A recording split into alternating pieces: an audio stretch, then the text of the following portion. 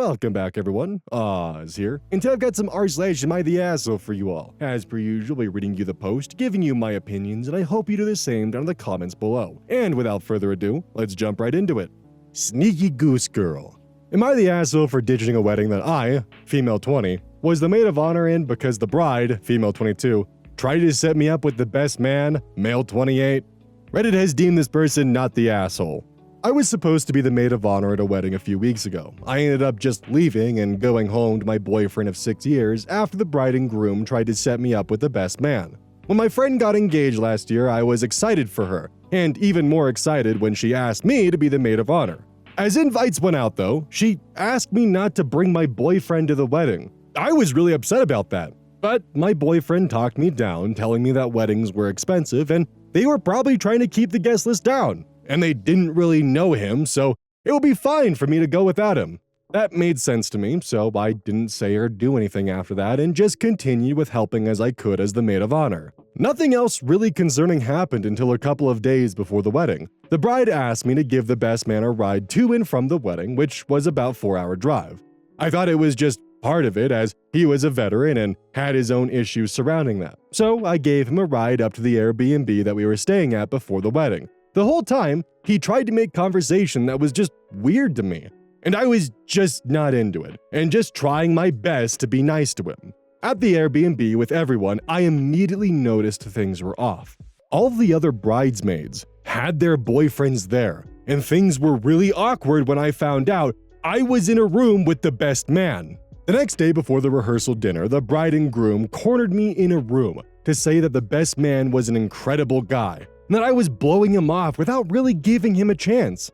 I told him, well, of course not. I have a serious long-term boyfriend, which y'all specifically told me not to bring. Then the bride cut in and told me, well, that really isn't that serious since he hasn't proposed in so long. I argued back that was because we were both still in school. We continued arguing for a little while before I finally just said, forget it, I'm going home.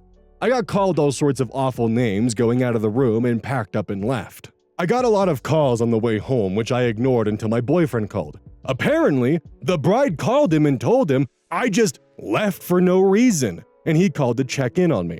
I told him everything that had happened, and he was kind of dumbstruck by it all. Anyways, after the wedding, I've had the bride, the groom, and a lot of their friends call or message me telling how horrible of a person I was for just leaving the night before the wedding for no reason.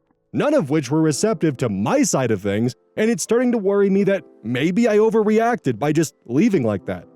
Anyway, am I the asshole? Too long didn't read, left a wedding because the couple-to-be were mad I wasn't giving the best man a chance, even though I've been with someone else since I was 14. Edit, I started dating my boyfriend in high school. He's 2 years older than me, my friends don't really know my boyfriend since he doesn't go to the same school as us, and when we do see each other, it's usually halfway between our schools. What a fucking bizarre set of circumstances, good lord. Yeah, no, you're totally in the clear. She literally tried to get you to cheat on your boyfriend, and you said no, and you left. And then when you tried to explain your side of the story to her friends, they still thought you were overreacting. Like, the bride went out of her way to try and set this up. And I find it pretty disgusting that she's just like, yeah, she left for no reason, I don't understand why, especially telling the boyfriend that when she literally cornered her and was like, yeah, by the way, you should break up with your boyfriend because he hasn't proposed yet, even though you guys are still in school, and get with the best man who's 8 years older than you, who you just met tonight and are now sharing a room with him. Have fun. It is a pretty yikes set of circumstances to be put into, and I'm happy that you made the objectively correct choice by leaving that wedding because that was a train wreck. And I really think that in the future, when you explain what happened, I think you should just be more blunt and say, the bride tried to get me to cheat on my boyfriend, so I left the wedding. That should shut them up. Key Atmosphere 6114. Am I the asshole for telling my wife that she needs to get over me missing the birth of our daughter?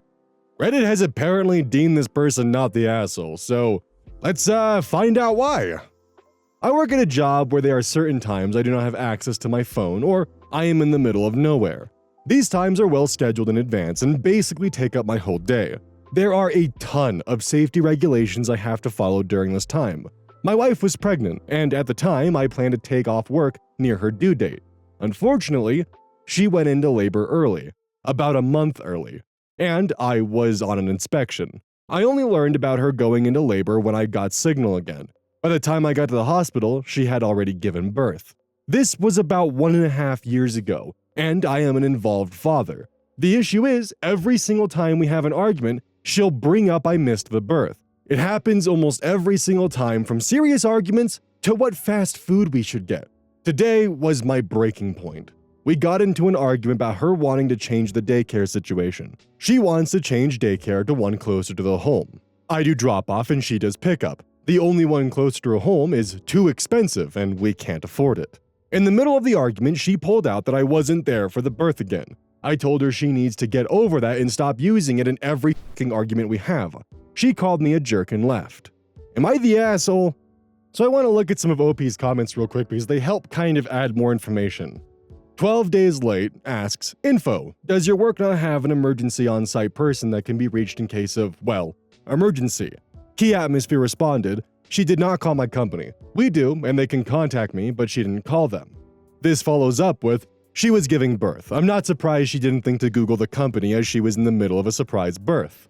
Counting Worms responds, you didn't give her the number to call so she could get in contact with you? Key Atmosphere responds with, it's on a fridge. Still not surprised she didn't grab it on her way to the hospital. Like, she is in the middle of a surprise birth. So what this shows me is that OP gave his wife the material to contact him in case of emergency like this so he could be there.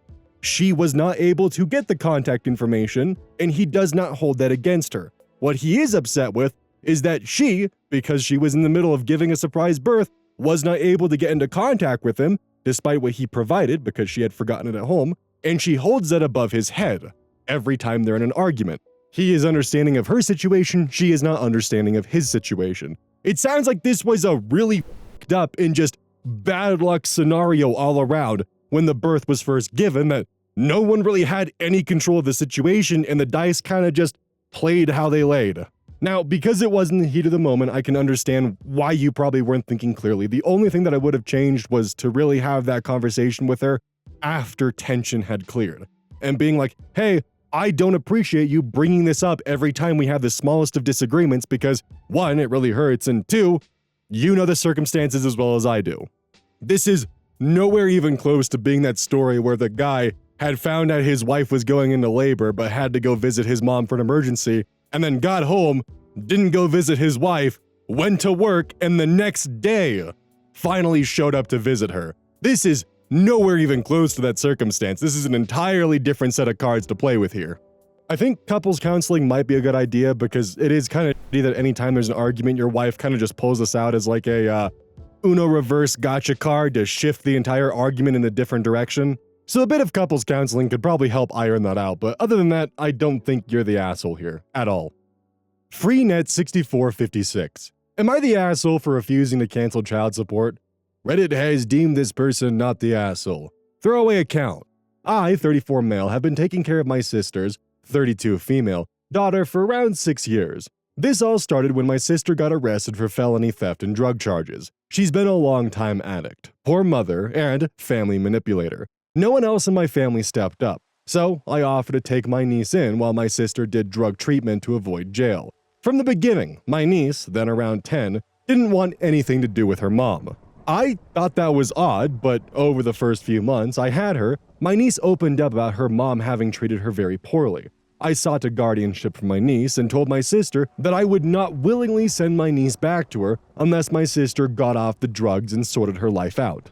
My sister initiated a legal fight with me to terminate the guardianship. I grew to love this kid like my own, and I didn't want to send her back to a bad environment. It cost me 6 figures over the course of a 1.5 years in legal fees. I won. I managed to marshal substantial evidence of my sister's ongoing substance abuse, and the court replied upon the report of a court-ordered guardian ad litem who reported favorably about my niece and my care and about my niece's negative view of her mother. At some point in the legal process, as I was shelling out 5-figure monthly legal bills, I learned that, as my niece's guardian, I was entitled to child support. So I filed the forms to seek it, and I won it. The state oversees the support award and is apparently pretty thorough in seeking it, garnishing paychecks and bank accounts. Now, years on, I'm starting to get pressure from other family to forgive the child support. I have family reaching out to me saying my sister is doing better and just can't get ahead having to give up portions of her paycheck every month. With back amounts, it's like $30K in back support that I'm owed. I don't need it, really, if I'm being honest. I make a good living. Better than anyone else in my family has done. In all likelihood, sister's debt, it'll never be paid in full. But I don't want to let it go. I've started telling relatives, hey, that's great that you want to help sister, but why don't you pay me her $30K debts plus the present value of the award until niece is 18, and then I'll forgive my sister's obligations. Relatives have been huffy at that response. My sister initiated a fight with me, knowing full well she was back on drugs, and lied about it, and got caught in open court. It was all a waste of a large amount of money, in my prime years that I would have been otherwise saved and set aside to retire on, or pay for my niece's education. I'm still mad about it, and my sister can owe me it forever for all I care. Am I the asshole? As someone who is currently being drugged through the legal system, yeah, I think that you're totally in the right here. She cost you a ton of money, and those lawyer fees, they add up quick. Because right now, I probably pay anywhere between $6 to $8 grand in lawyer's fees every month. If you're out of the loop, you can check the main channel and kind of get caught up on that. It's a fucking disaster. It just sucks away so much of your time, money, resources, effort, and honestly just makes your day-to-day stressful as hell. And you did that trying to keep her daughter safe from her. If there wasn't all the legal fees attached to it, I might have a bit of a different stance, but because you did spend the legal fees and the fact that she lied in court and was not actually in recovery, I am very much in the boat of you are entitled to that amount. And not to mention that child support amount, by the way, it's not like she's paying you money. That money is for her daughter. Also, good on you for holding your family's feet to the fire. Hey, if you actually think that I should drop this, then how about you pay the 30 grand that she owes me and let's see what happens there. Good move on OP's part. Flashy Magazine 9264. Am I the asshole for making my pregnant sister-in-law cry when she kept asking why I changed my name? Reddit has deemed this person not the asshole. Let's find out why. My brother, 30 male, is married to Hygh, 29 female, and they're expecting a baby brother. Last year, I, 17 female, officially changed my first name from Evelyn to Indy, which was a nickname form of my original middle name. My parents gave in after realizing how serious I was about being Indy and how I was not warming up to or growing into Evelyn. My brother and Hygh want an older or vintage name for their baby, and Hygh asked me about 5 months ago why I disliked Evelyn, enough to change the name. At the time, she brought up how popular the name has become and how vintage is back. I told her I didn't like vintage names, and to me, it sounded really old-fashioned. I told her the popularity didn't influence my decision. She wanted to know my reason for disliking older names and why I liked something like Indy instead. I didn't mind her asking this first time. She brought it up again a week later and asked the same question and pressed more for why. She asked a third and a fourth time. I gave her the same answer and asked her why she kept asking me. I told her my answer wasn't going to change. By the 7th time she asked, she admitted she was worried her baby would hate having an older name and wanted to figure out what she could do to prevent what happened with me happening to her. She also said she'd like me to rethink my name because she thought Evelyn was beautiful, and she was sad I had chosen something like Indy over it. I asked her to stop many times already and even asked my brother to stop her. He told me I need to understand it was the hormones. I can easily say she has asked me more than 25 times by now, and I'm not exaggerating that number either. 2 weeks ago, when she brought it up again, she felt like I had made a mistake changing my name, and how 30-year-old me wouldn't be so against Evelyn. I told her 30-year-old me can deal with it if it happens. She told me I didn't really have a good reason to like the name, and Indy seemed like the kind of name someone young likes, but not someone older. Then yesterday happened, and I kinda lost my temper. She started out by asking the same stuff, and the baby is almost ready to be born, so I know it's coming to an end, but she asked me to really think about why and help her, because she couldn't figure out what she'd do differently than my parents did. Then she said they really shouldn't have let me change my name so young. I snapped, and I told her to stop asking me the same question because my answer won't change, and her comments are not changing my mind because I don't like old-fashioned names. I told her I think they're awful and I'm sick and tired of hearing about how much better they are and having her try to make me find a reason she finds acceptable. I told her, just like she hates Indy, I hate Evelyn, and she needs to let it f***ing go already. She burst into tears and my brother got so mad at me. My parents were also like, why did I have to speak at her so harshly? Am I the asshole? Look, me as myself, I can only answer the same question maybe 4 times before I get really frustrated and just ask people to drop it in that moment. Reaching into the double digits, I would begin to lose my fucking mind. And yeah, OP brings up a good point. If she does change her name to Indy, and a decade down the line, she doesn't like the name Indy and decides to change it to Evelyn, she could do that. That's something we as humans we can do. We can change the sound that identifies us at a given notice. And not to mention, OP is like a very, very small percentage of people. I don't think the sister-in-law needs to be worried about this being the outcome. And if it happens, cross that bridge when you get there. I understand that hormones are probably at play and she's trying to find reasons as to why this occurred, and I also don't think the sister-in-law is the asshole either. She's hormonal, she's got a lot going on, and she wants to do right by her child. She just wants to make sure that she doesn't name her child something that they'll hate down the line and make her feel guilty about it. However, where she does begin to cross into asshole territory, but I can forgive her in this instance because of the hormones, is kind of like OP alluded to. There comes a point where you're no longer trying to find the actual answer for why someone did it, and you're trying to find an answer that you can accept and that you agree with, so that way you can either confirm your own worldview or just simply feel better about the situation you're currently in. It's a bit of confirmation bias, pretty much. And if you don't get the answer that you're looking for, keep asking. Maybe it'll change a little bit each time. And if it doesn't, maybe start to poke and prod. Question their logic. Now, don't actually do that. I'm just giving an example of a train of thought that might end up happening when you're falling into a confirmation bias. Now, unless this is a behavior that sister-in-law actively participates in outside of her pregnancy, then she's not the asshole. No one's the asshole in this scenario, and they definitely shouldn't be putting blame on OP. If she's like this outside of the pregnancy, well, then we can have a conversation about that. Throw RA 55368. Am I the asshole for telling someone I, 28 male, didn't want to babysit my girlfriend, 24 female? Reddit has deemed this person the asshole. 2 weeks ago, I went to a high school friend's wedding. He's never met my girlfriend, but still extended a +1 to me in case she would like to come since he knows of her. I didn't even bother mentioning the +1 to her because I knew she wouldn't want to go. She knows nobody there except for one girl she met one time, Lily, and Lily's boyfriend. The rest of the guest list was just the bride and groom's family, plus a bunch of high school friends. Anyway, wedding rolls around and I go. Lily asks me where my girlfriend is and why she didn't come, and I said I didn't want to babysit.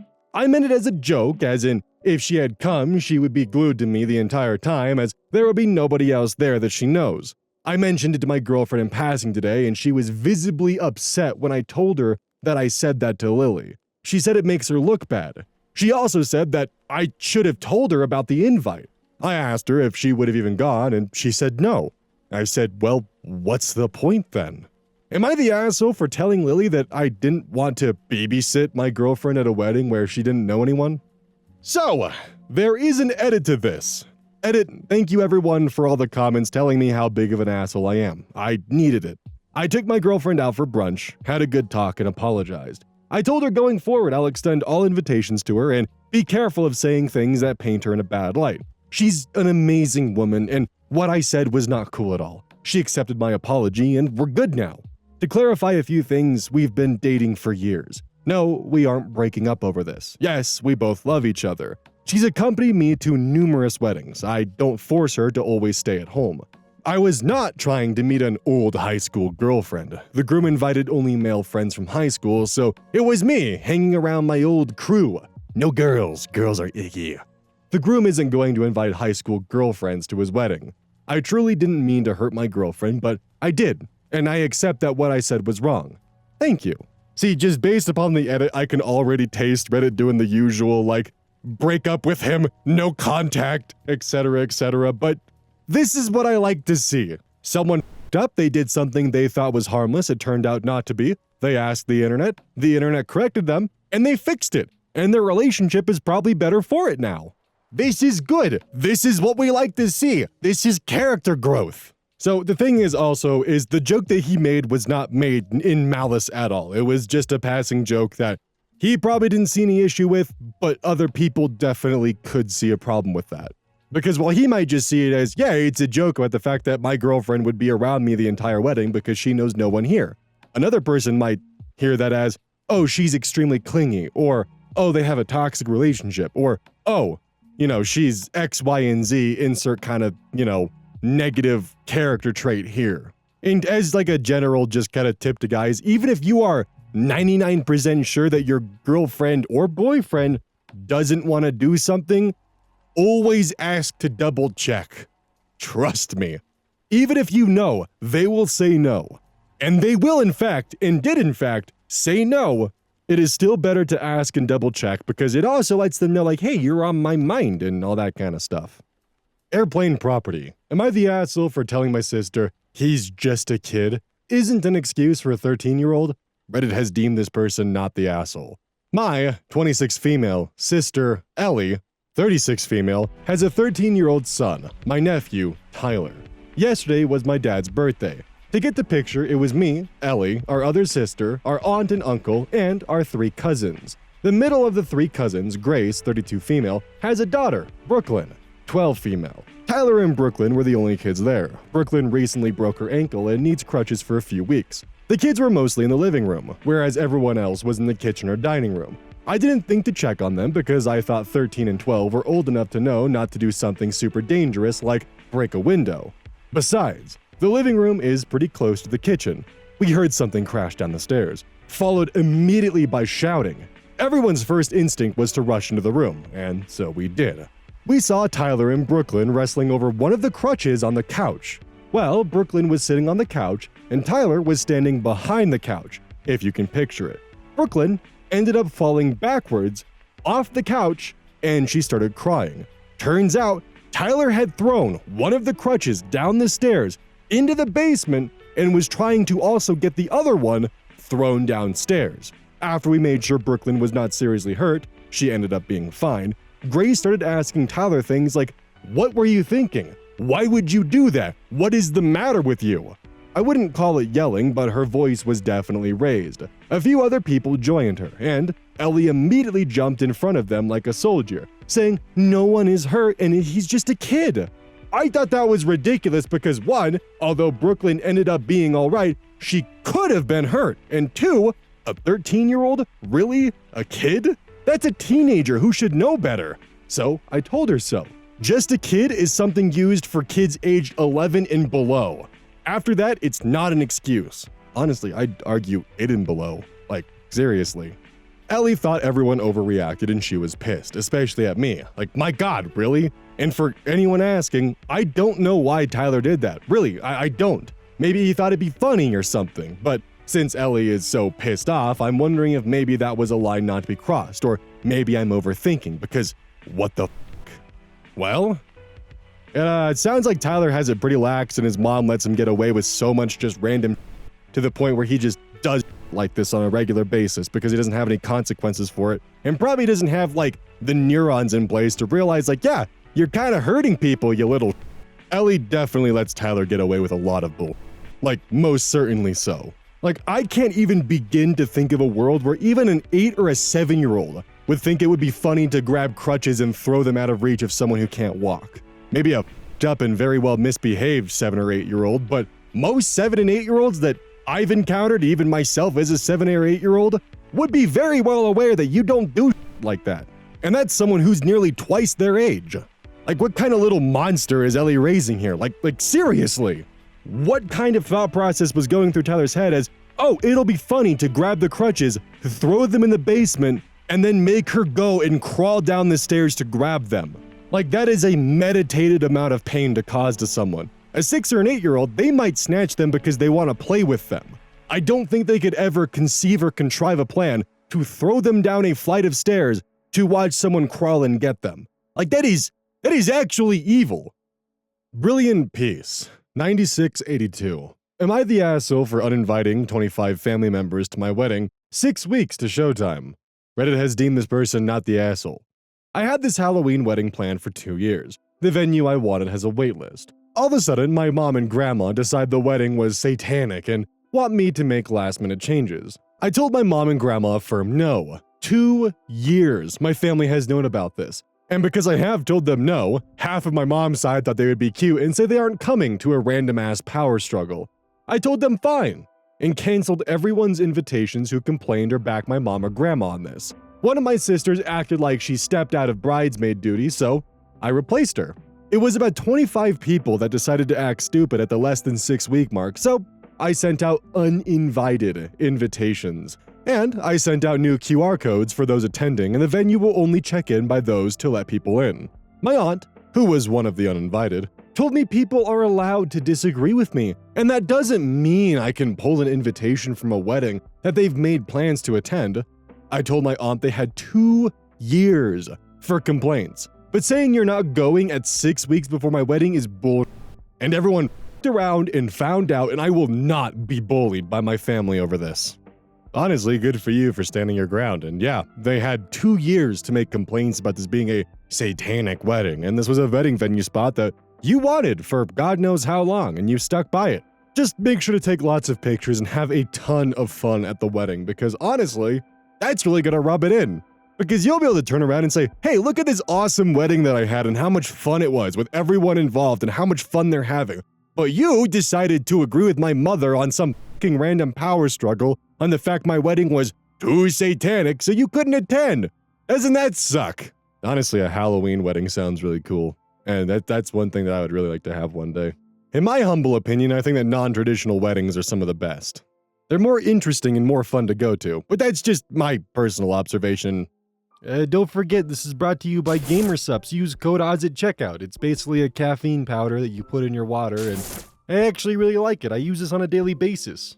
Don't forget that every purchase you make using code ODDS directly supports the channel. And if you want a personal recommendation from me, I would either recommend the Soda Pressing Pear or Dragon Fruit Punch. Those two are currently my favorite flavors. And as a note, once we sell a certain amount of stuff, I get my own flavor and my own cup, and you all know I'm gonna choose some degenerate shit that's gonna make their PR team squirm. My goal is to make them regret partnering with me. So please, use code ODDS at checkout to make my dream come true of making a PR team squirm.